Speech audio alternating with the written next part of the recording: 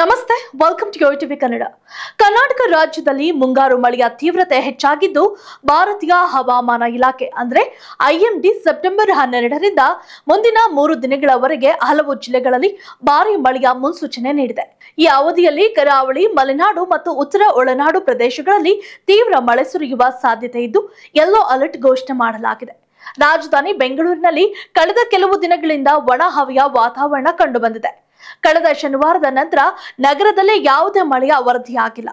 ಹವಾಮಾನ ಇಲಾಖೆಯ ಪ್ರಕಾರ ಬೆಂಗಳೂರಿನಲ್ಲಿ ಗರಿಷ್ಠ ತಾಪಮಾನ 30 ಡಿಗ್ರಿ ಸೆಲ್ಸಿಯಸ್ ದಾಟುವ ಸಾಧ್ಯತೆ ಇದ್ದು, ಕನಿಷ್ಠ ತಾಪಮಾನ 20 ರಿಂದ 21 ಡಿಗ್ರಿ ಸೆಲ್ಸಿಯಸ್ ಆಗಿರುವ ನಿರೀಕ್ಷೆ ಇದೆ.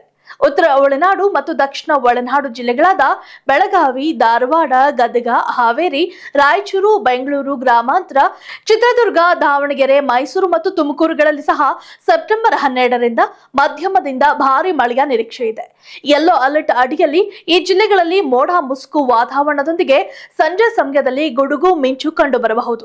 ಬೀದರ್, ಕಲಬುರಗಿ, ಯಾದಗಿರಿ, ಮಂಡ್ಯ, ಮೈಸೂರು ಜಿಲ್ಲೆಗಳಲ್ಲಿ ಸೆಪ್ಟೆಂಬರ್ 11 ಮತ್ತು 12ರಂದು ಭಾರೀ ಮಳೆಯ ಸಾಧ್ಯತೆ ಇದ್ದು, ಈ ಜಿಲ್ಲೆಗಳಿಗೆ ಯೆಲ್ಲೋ ಅಲರ್ಟ್ ಘೋಷಿಸಲಾಗಿದೆ.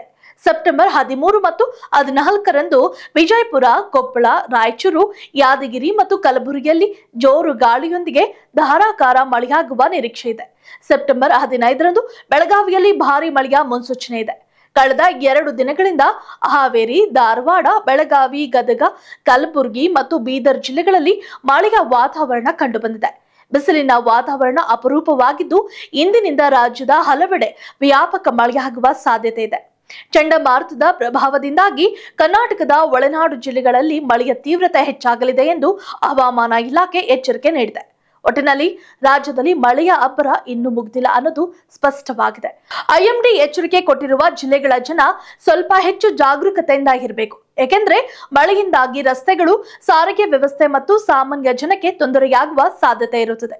ಹಾಗಾಗಿ ಎಲ್ಲರೂ ಮಳೆಗಾಲದ ಮುಂಜಾಗ್ರತಾ ಕ್ರಮಗಳನ್ನ ತೆಗೆದುಕೊಳ್ಳುವುದು ತುಂಬಾನೇ ಮುಖ್ಯ. ಮಳೆಯಿಂದಾಗಿ ಯಾವುದೇ ತೊಂದರೆಯಾಗದಂತೆ ಎಲ್ಲರೂ ಎಚ್ಚರಿಕೆಯಿಂದ ಇರಿ. If you like this video, ಬೇಗ ಲೈಕ್ ಮಾಡಿ, ಕಾಮೆಂಟ್ ಮಾಡಿ, ಶೇರ್ ಮಾಡಿ ಹಾಗೂ ಯೋಯೋ ಟಿವಿ ಕನ್ನಡವನ್ನು ಸಬ್ಸ್ಕ್ರೈಬ್ ಮಾಡಿ.